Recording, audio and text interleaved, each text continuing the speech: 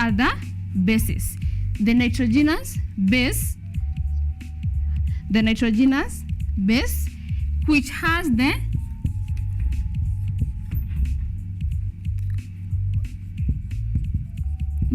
guanine, we have the adenine, we have the thymine, and we have the cytosine. They are represented by letters. The guanine is represented by capital G. The adenine is represented by capital A. The thymine is represented by the capital T, and cytosine by capital C. These are the bases of a DNA. So in case you see a structure that has those letters, that is the structure of a DNA. And we are saying that the DNA is the one that carries the genetic material. And that's why you see that in case people want to know, is a certain individual related to another individual, people carry out DNA test. And if those individuals are related, there will be some similarities in their DNA. It might not be exactly the same, but there will be similarities. So with that knowledge, you can be able now to understand when we talk of inheritance, when we talk of variation. But now, when it comes to genetics, we have terms. We have terms that we use in genetics, the terms that you will encounter a lot in this particular topic. And these terms, you should make sure that, learners, that you know them, because these are the ones that you'll be given in the questions and all that. So make sure that you know those terms. So we start with the first term.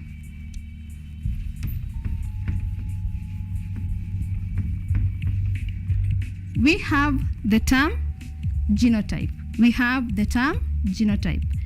Genotype, what is genotype?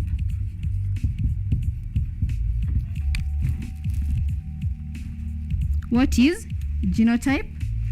Genotype, it is the genetic constitution of an individual. The genetic constitution of an individual. And it is usually expressed. In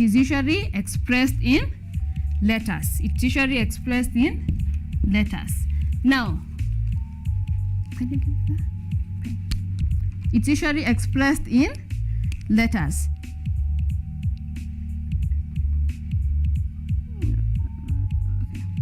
So the genotype, it's from the term gene.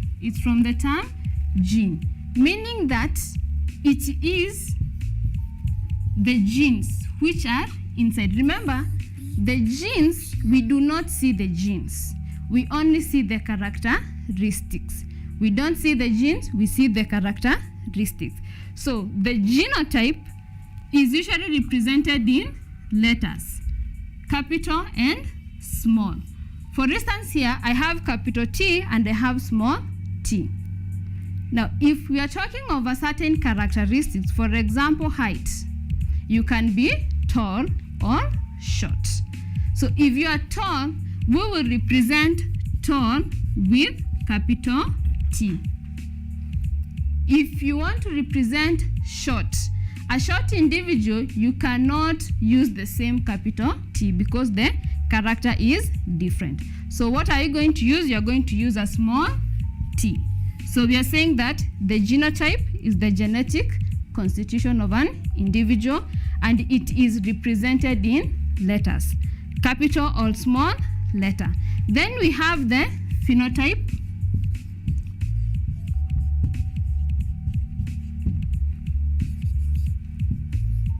Phenotype, you can see we have, so meaning that this is the physical. This is the physical appearance of an organism. The physical appearance of an organism. This is the characteristic that we see. This is the trait that we see. For instance, when you say that an individual is tall, it's because you can look at that person and say that they are tall. You are seeing their height. If you say that a plant has white flowers, the flowers are white, but what is controlling the color of the flower? It is the genotype. So the phenotype is the physical appearance. Now the phenotype, we usually represent it using words. We use words. Remember, we said that the genotype, we use letter. For instance, tall, we use T. Physical, which is the phenotype, we will say that this individual is tall. This individual is tall. And then we have our next term, which is allele. Alleles.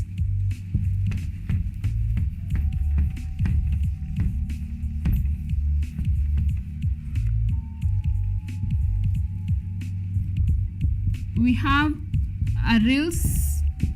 Yeah, we have alleles. Alleles, it is the alternative form of a gene. The alternative form of a gene. The alternative form of a gene. Now, we've said that the genotype, we have genes, which is tall, capital T, short, small t. So in this, the gene for tallness, its alternative is short. Its alternative is short. Meaning that if you are not tall, you are going to be short. So this is the alternative. An allele is the alternative form of a gene, the other existence of that particular gene. Then we have the other term, we have homozygous. We have homozygous.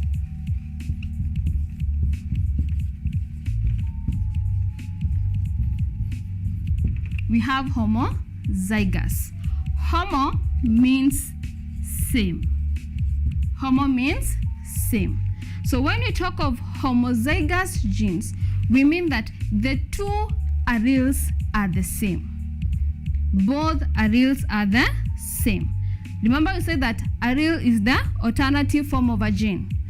So that gene, if you have the gene for tallness, which is capital T, in homozygous it means that the other alternative will be the same as the one that you have here. So in this case, the alternative will also be tall. So it will be capital T. So there homozygous has two capital T. Now, what about short? What about short? So if the gene is short, which is small t, the other alternative is also small t. So it means that in homozygous, the genotype will be 2 small t. 2 small t. Homo meaning the same. So it's either 2 capital T or 2 small t's. So the other one we have, it's the opposite of homozygous. The opposite of homozygous, which is heterozygous. Hetero meaning mixture. Hetero meaning mixture. So we have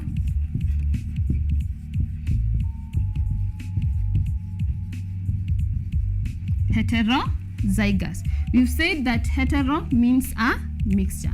So in this case, it means that the alleles, remember we said that the allele is the alternative form of a gene. So in heterozygous, it means that the alleles will not be the same. So if the trait here is height, so we have tall. Tall. So because it is not the same, it means that it will be the opposite of this. So it will be short. And what is the representation of tall? You said it is capital T. So, and then because it is a mixture, so you have small t. So it means that in heterozygous, the genotype will be capital T and small t. I go again. Heterozygous, is from the term hetero, which is a mixture. So it means that the both alleles, which will say that the allele is the alternative form of the gene, will not be the same. So if we look at the trait height, tall, so the other alternative for tallness is short. So therefore, the alleles will be capital T and small t. We've said that the letters, we use them to represent the genotype. We use the letters to represent the genotype. Then we have a pure breed. We have a pure breed.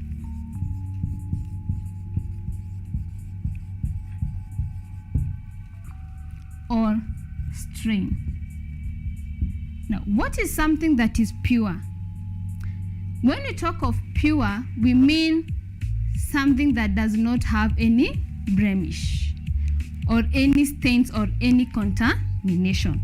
For example, if you say that this shirt is pure white, what you simply mean is that that shirt does not have any blemish or any stain. Every part of that shirt is white. So for a pure breed, this is an organism whereby if you self it over and over generation, it will produce the same exact trait. What do you mean by this? We mean that if, for example, an individual has a trait for tallness, over and over its generation, all offsprings and all individuals will be tall.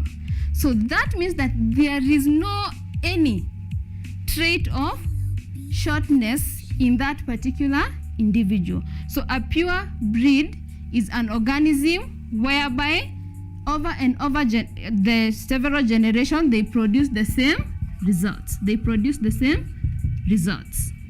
Then we have a hybrid. We have a hybrid. What is a hybrid? I'm sure that you have all come across the term hybrid in one way or another. It might be in farming, maybe even in cars. You hear of hybrid cars. I know the boys love the cars so much. So what is a hybrid? You find that in a hybrid, this particular organism has traits from two different parents with contrasting characteristics. So the offspring will have traits from different parents with contrasting characteristics. What do you mean by this? What we mean that is that parent A might be tall, parent B is short. So the offsprings will have the traits for tallness and the trait for shortness. Now, as we are going to see ahead, they will not show those both characteristics at the same time, but those characteristics will come in handy. For instance, farmers, you hear farmers say that they are going to interbreed like a bull from a certain area and a cow from another area. Why? It's because they want to get traits from that particular area where the bull comes from and these others, because this trait might come in handy in other ways. So a hybrid is an offspring of parent with contrasting characteristics. Then we have hybrid vigor. We have hybrid vigor. This is the individual whereby their characteristics, they have the best characteristics of both parents. Hybrid vigor.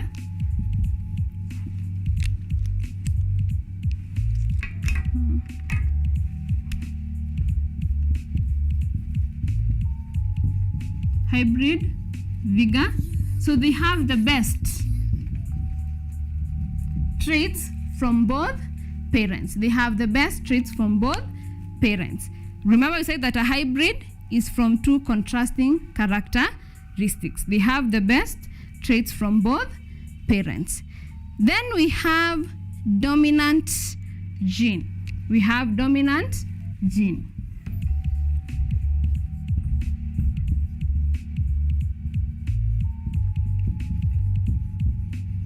We have dominant gene. From the term dominate. From the term dominate.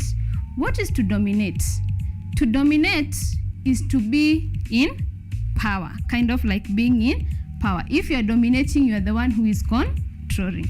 So when you talk of a dominant gene, this is a gene that usually expresses itself in homozygous and heterozygous. So this gene masks the other gene. It masks another gene. So dominant gene expresses itself in both homozygous and heterozygous. Now in homozygous, we've said that both alleles will be the same. So homozygous, we've said that both alleles will be the same. So when we look at height, you have tall and tall. So this individual will automatically be tall. In heterozygous, this individual will have capital T and small t. So they have the gene for tallness and the gene for shortness.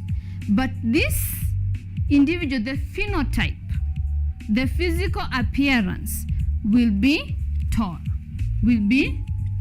So it means that the gene for shortness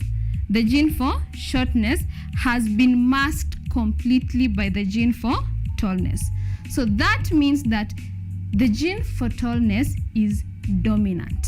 It is dominant. In case of another gene, it is the one that is expressed. So the dominant gene. Then we have the recessive gene.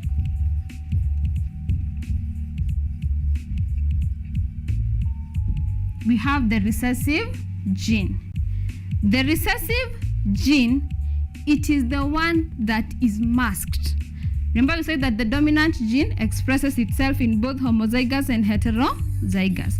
Now, in recessive gene, this gene that is not shown, the one that does not, its characteristic is not shown in heterozygous, it's the recessive gene, meaning that it will only be expressed in homozygous state.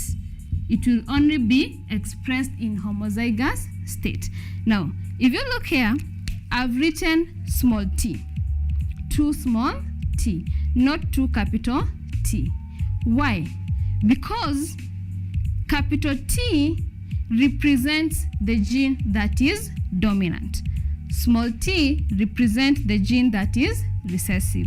So in heterozygous, the capital T will be dominant. The gene for tallness will be dominant. So the recessive gene will be the one that is not expressed in heterozygous state. So that is shortness, the D gene for shortness. Now another case, another example of dominant and recessive gene. We have albinism. We have albinism. Now, albinism, it's where the organism lacks a certain pigment.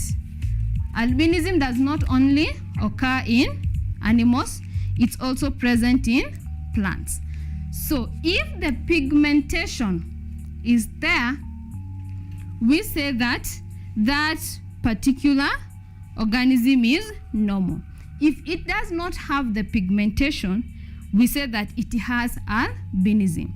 Now the gene for albinism, we have capital A and small a. Capital A for normal, small a for albinism. So an individual that is normal, the individual that has the pigmentation, will either have 2 capital A's or capital A and small a. This is homozygous state. This is heterozygous. But the gene for normal is dominant. In albinism, the organism that has albinism, it will have two small a's. Homozygous recessive gene. So dominant, homozygous, heterozygous, and recessive. So with those terms, you can be able to write or to construct any genetic cross.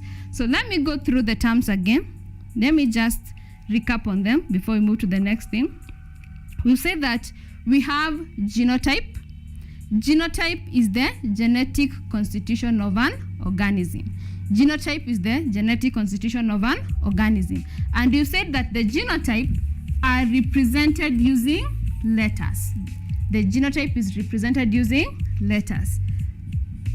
For example, if it is height, we've said tall and short. So the genotype is capital T, and for short is small t. Then we've talked of phenotype, the physical appearance of the individual. What you see. When you look at an individual and you say that they are short, they are dark. This plant has white flowers. This plant has small leaves. That is the phenotype. But then again, in the genotype and the phenotype can be influenced by the environment. The phenotype can be influenced by the environment. Even if it is controlled by the genes, it can be influenced by the environment. Let's look, for example, the body size of an individual. There are people who are generally or genetically heavy. They are big size. There are those who are slender. But then again, you might find an individual who has the gene for being slender or slim, but they are big. Why? Maybe because of their lifestyle, the diet.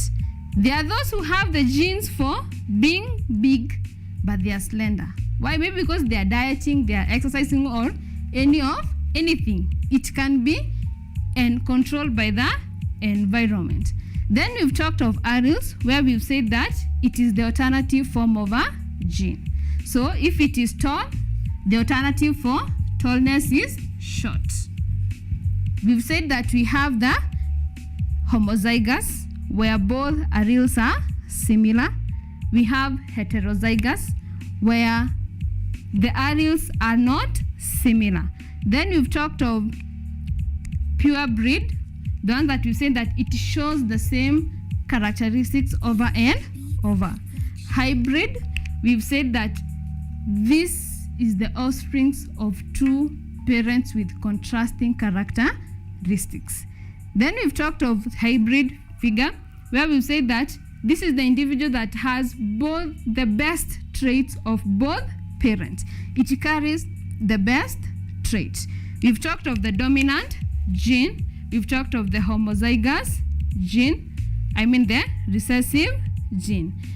Now, if you want to know what are the chances of these particular parents producing a certain characteristics, what are the chances of these particular parents producing a certain characteristics, we can do what we call a genetic cross. Now, what is a genetic cross? This is a cross that represents the fusion of the parents. In Form 3, I'm sure that you learned about fertilization. When you're talking about we have mitosis, there is meiosis. When there's cell division, then there is fertilization. So when both parents, the gametes from both parents fertilize, each gamete come carrying its own traits. But now, what are the chances of these traits being expressed? So in that, we can do what we call a genetic cross. Now, in a genetic cross, we have certain terms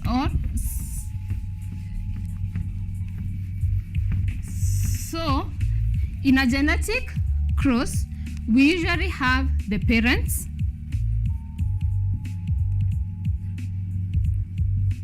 parent phenotype,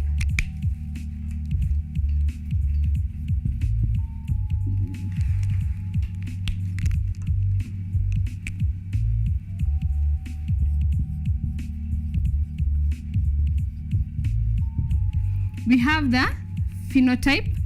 This is the physical appearance of the parent, of that particular trait that you want. For example, one parent can be tall, and the other one can be short.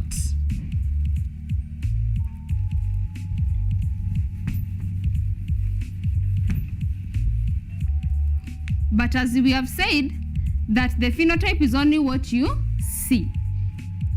When fertilization takes place, it is the gametes that are fusing. But in the gametes, what do we have? We have the gene. So in that case, we have what we call the genotype. What is the genotype? We said that the genotype is the genetic constitution of an individual. In the genetic constitution, you say that we represent it by letters. We represent it by letters. So if that individual is tall, if the individual is tall, so what will be the genotype? The genotype can be either homozygous tall or heterozygous tall, because we say that tallness is expressed both in homozygous and heterozygous state. So in our case here, let's look at the case where the parent is homozygous tall. If the parent is homozygous tall, it means that the genotype will be capital T. The genotype will be capital T. And the genotypes occurs in pairs. So 2 capital T. The other parent is short. The other parent is short.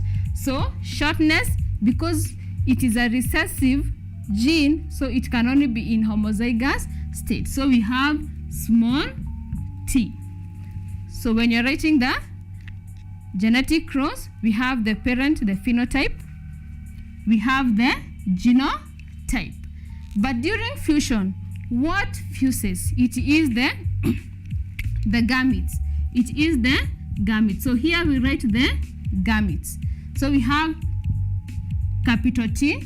Each allele is found in its own gamete. So one capital T and the other, a small t and a small t.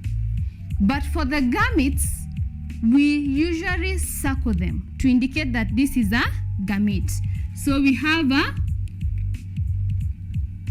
we circle that. So we have 2 gametes, the tall, tall, tall, tall. But then here, what happens during fertilization? So we have fertilization. Each gamete has a high chance of fusing with either of the 2. For example, the gametes for tall, this gamete can either fuse with this gamete or this. So 50-50 chance. So how do we represent that? We usually represent that using lines, not arrows. So this T has the chance of fusing with either this. That is the first fusion that can occur. Or this particular gamete can also fuse with the other. It can also fuse with the other gamete. So what do we get in that case? Capital T and a small t. So we have T and T. In case this gamete fuses with the other, what do you get? Capital T and small t. The other case, this gamete for shortness can fuse with either this or this. So in that case, if that fuses with this, you get capital T and small t. If this gamete fuses with the other one, you get capital T and small t. So we are saying that we have the parent phenotype, there is fertilization taking place. We have the genotype, which we represent using letters. We have the gametes, which we circle individually. Then we have fertilization. Then we have the offsprings. So these parents, when they get the offsprings, all the offsprings we have the genotype capital T and small t. But as we have said there, we have dominant and recessive gene. The gene for tallness is dominant over the gene for shortness. So all these offsprings will be tall. They will be tall. If you look at them physically, they will be tall. But genotypically, they will be having genes for tallness and shortness. So this generation, the first generation, we call it F1 generation. This one is called the F1 generation. So what is F1 generation? That is our other term. F1 generation, this is the offsprings of parents with contrasting characteristics. Offsprings of parents with contrasting different characteristics. This parent is tall, this parent is short. Their first generation, we call it F1 generation or filio generation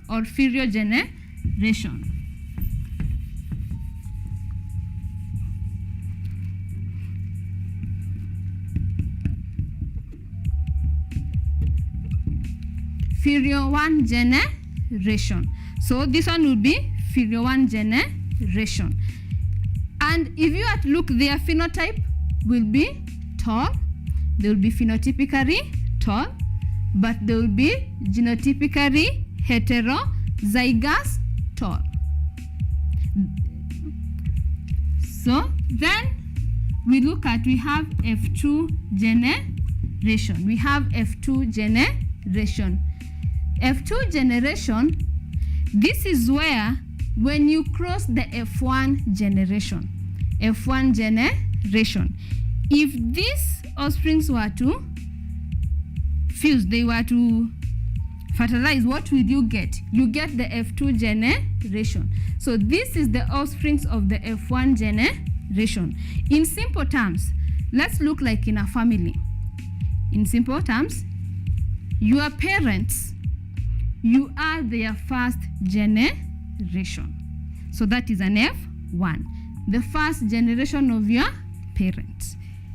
Your children will be your first generation. But into your parents, your children will be your second generation for your parents. Now, the F1 and the F2 generation, there are traits that usually are shown in F2 generation that were not visible in F1 generation. Why? Because if one gene was dominant over the other, the recessive genes will not be visible in the F1 generation, but it might end up being visible in the F2 generation. What do you mean by that?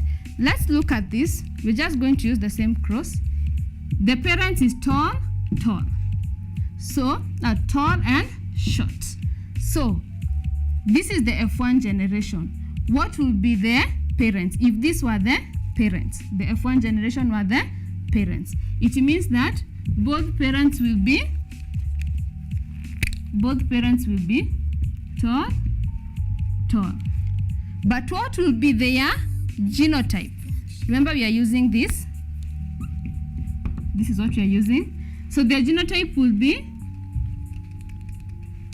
capital T, small t, capital T, small t. What will be their gametes? The same. We'll have capital T, small t, capital T, small t.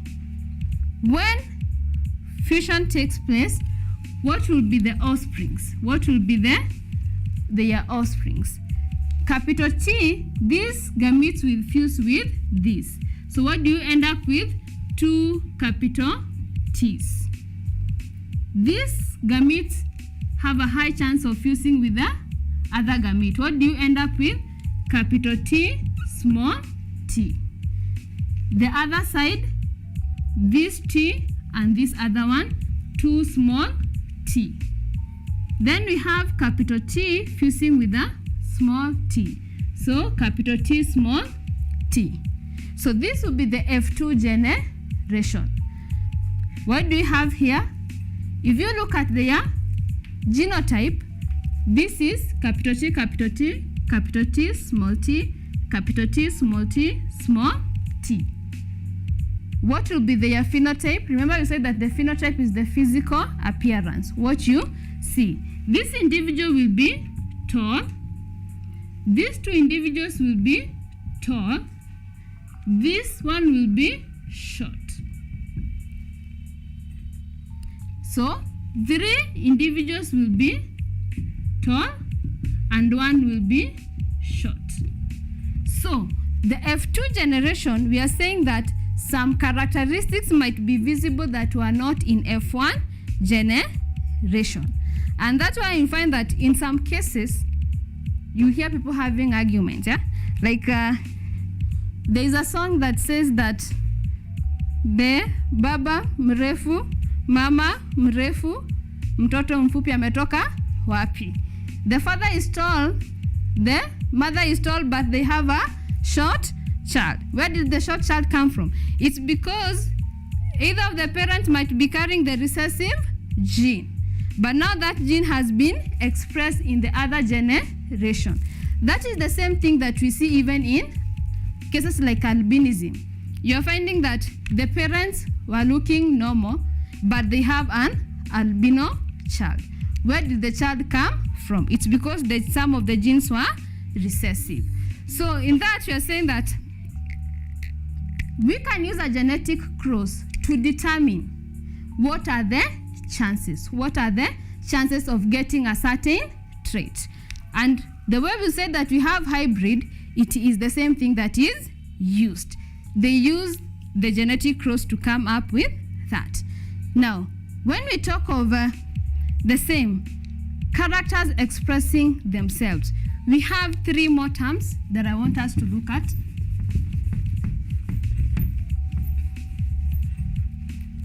We have complete dominance. We have incomplete dominance, and we have co-dominance.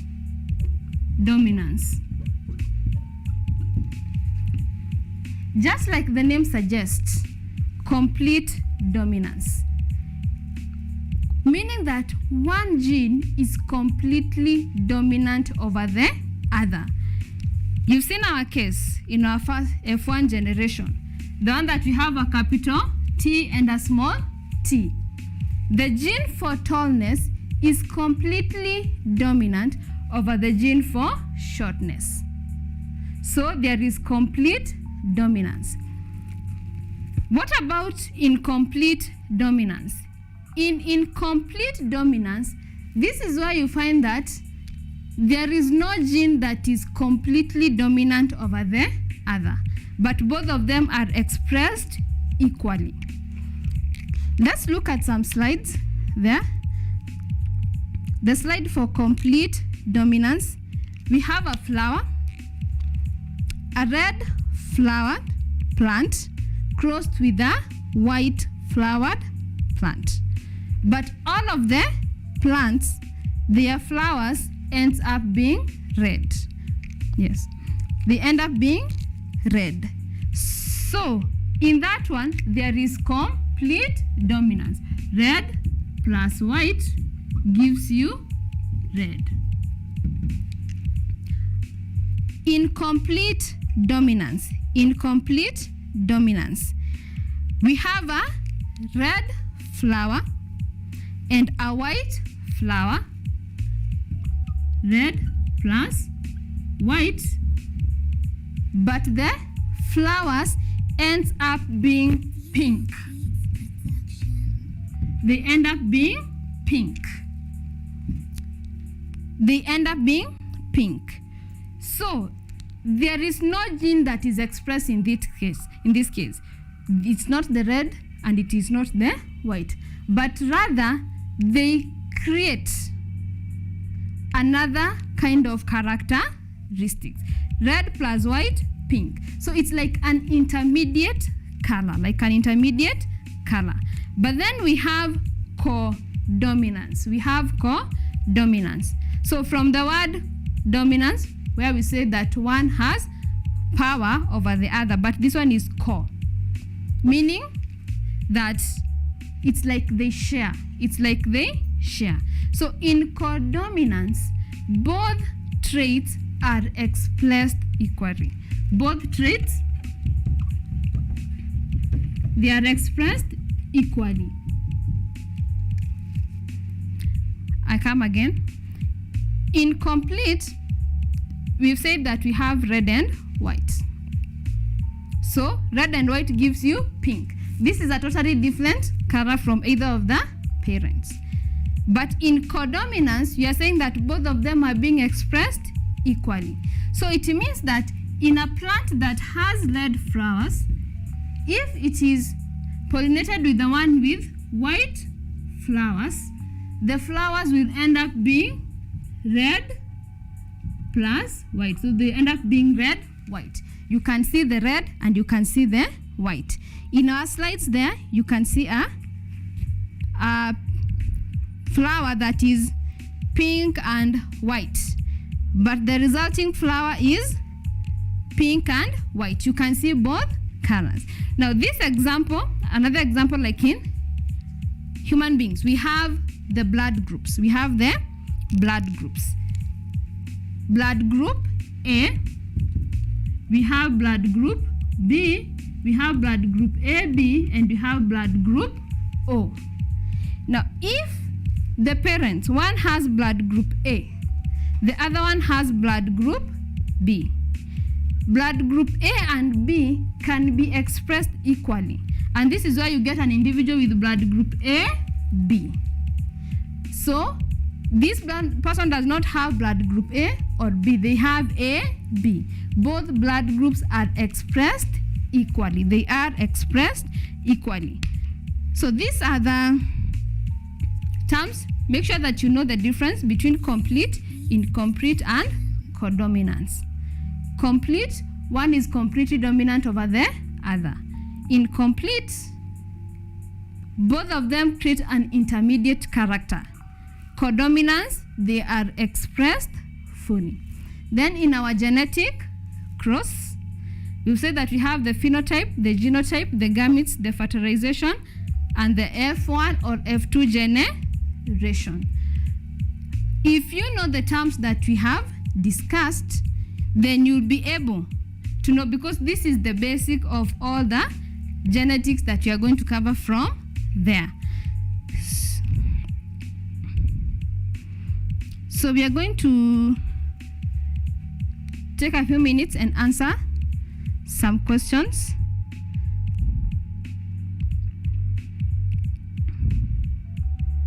Okay.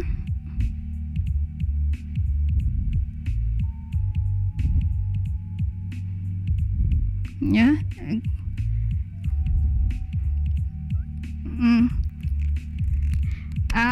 We have someone asking for us to clarify between continuous and discontinuous. So continuous, we've said that this, like when you talk of continuing, it's something that is inaendelea. Yeah. So when you talk of continuous variation, you say that these are variations where there is no clear cut. You cannot say that this is the end. Like a circle, it's continuing. There is no end. So continuous variations, these are variations that do not have a clear cut. Like we've said of height. Individuals can have, some are short, some are tall, some are intermediate. But when we talk of discontinuous, it means that there is a clear cut. Like if you are sex, when you talk of sex, you are either male, female, or in other cases, hermaphrodite. You cannot be outside those three. So that is discontinuous.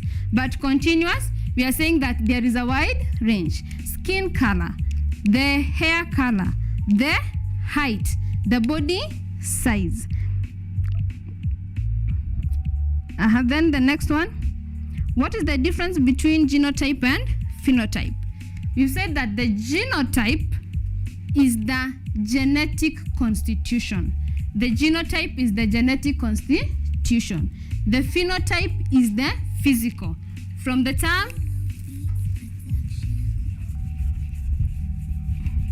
genotype, from the word gene.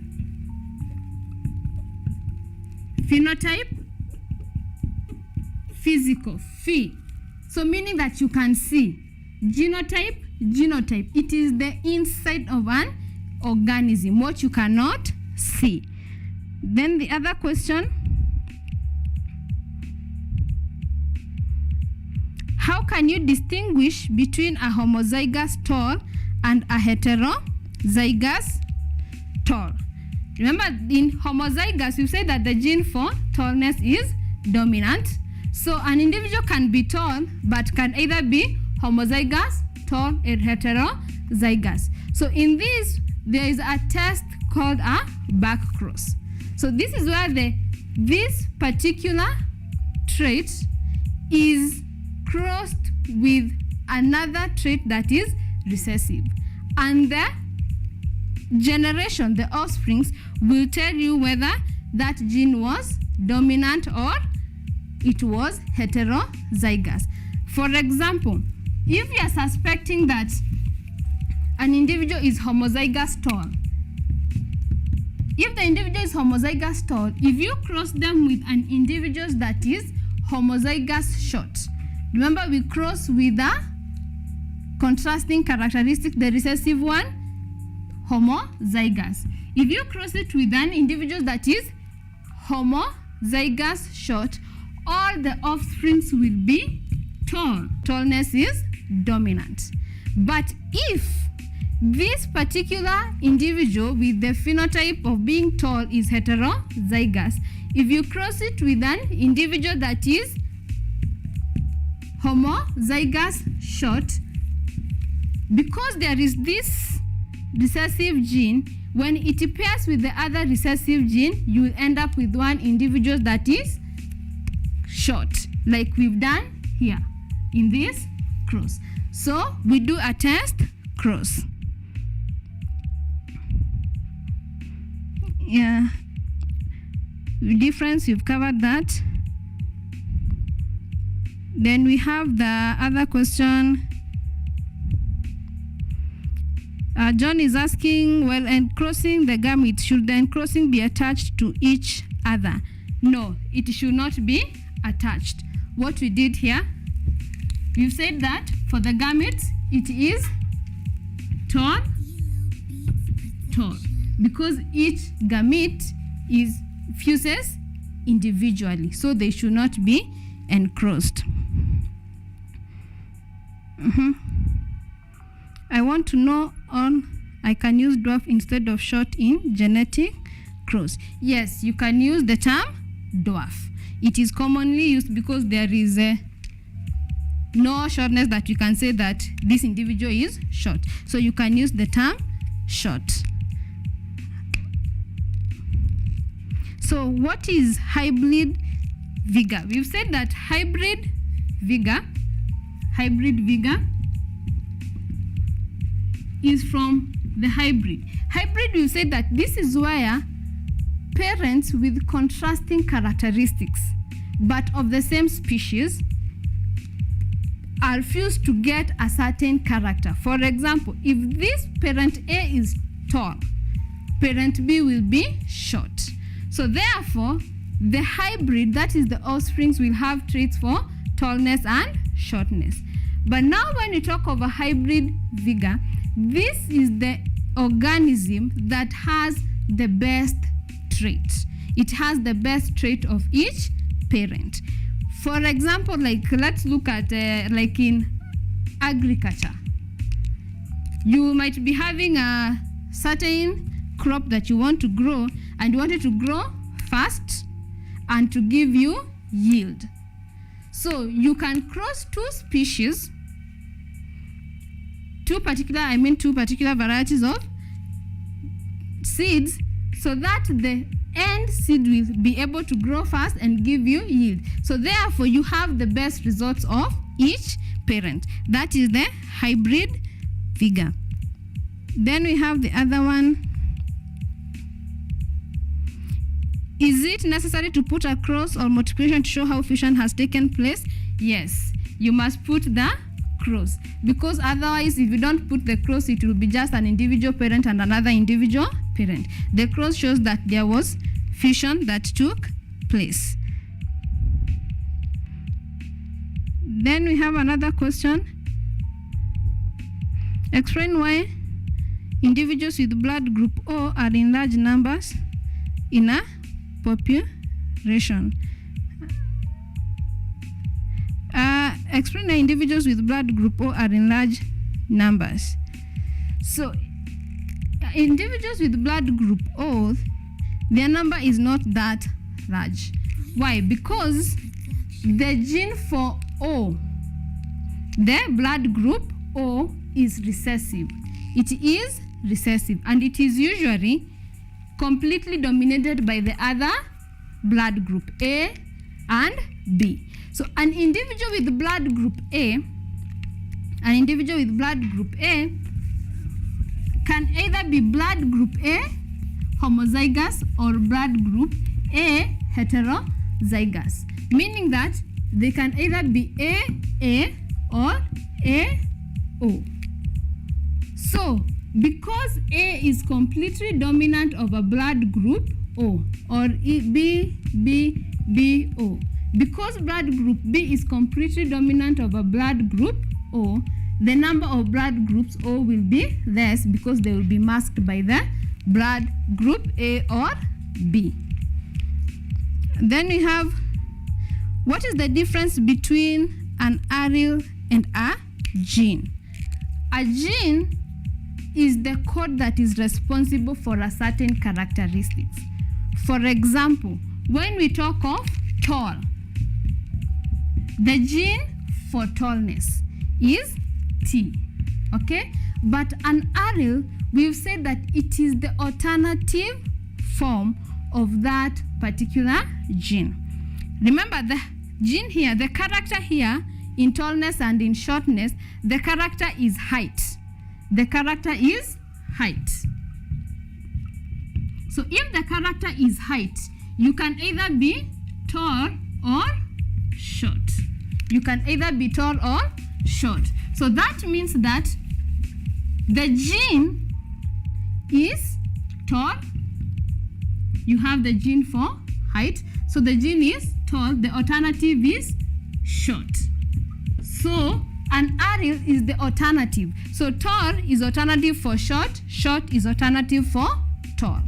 But gene is responsible for a certain characteristic.